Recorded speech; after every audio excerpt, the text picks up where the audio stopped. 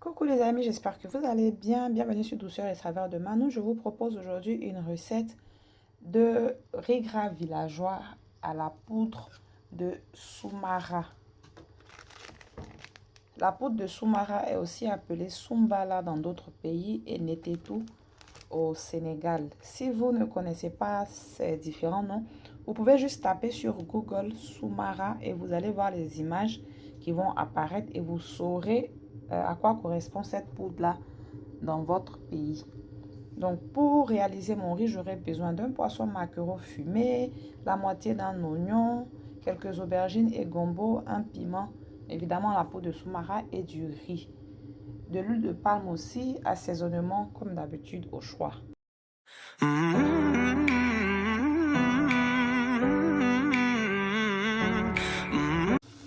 Pour commencer la préparation de mon riz, dans ma casserole de préparation, j'ai mis de l'huile rouge ou encore appelée huile de palme, l'équivalent de 2 cuillères à soupe.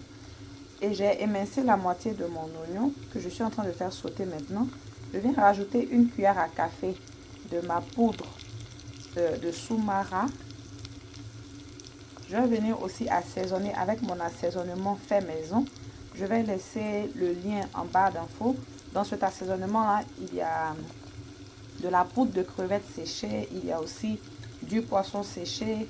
Donc, si vous n'avez pas mon assaisonnement, mais à la place, chez vous à la maison, si vous avez des crevettes séchées ou du poisson séché, vous pouvez le piler et rajouter à votre préparation.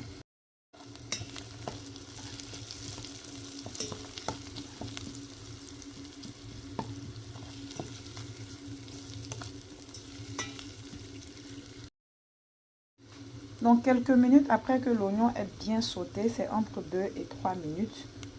Bien évidemment, comme je l'ai dit, il faut assaisonner, bien assaisonner, quel que soit l'assaisonnement que vous utilisez, que ce soit du sel, assaisonnement fait maison ou cube magie. Vous rajoutez ce que vous avez ajouté. Et maintenant, c'est le moment de rajouter le riz. Le riz déjà lavé, bien sûr.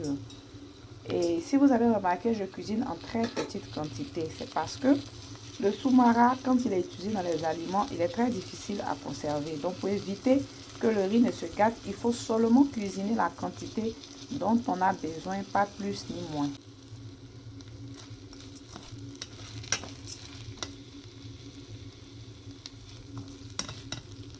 Sur mon riz, je vais venir rajouter le gombo, un piment et aussi les aubergines.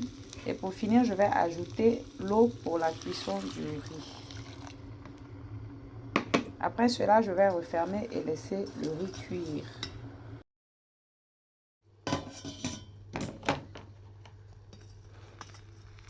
Après une petite dizaine de minutes, je vais maintenant venir tourner le riz pour qu'il puisse bien cuire de tous les côtés, mais aussi je vais profiter pour rajouter mon poisson maquereau fumé que j'ai émietté.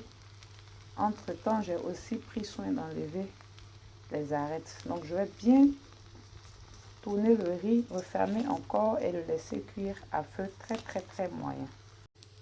Le riz, il faudra juste le laisser cuire normalement. Bien sûr, de temps en temps, il faudra le retourner et puis on peut le servir. Comme j'ai dit, là, c'est un riz gras villageois, donc pas besoin de chichi. On sert et on mange avec la main. Donc, vous allez voir à la fin de la vidéo, j'espère qu'elle vous aura plu. N'oubliez pas de me laisser des likes, des commentaires.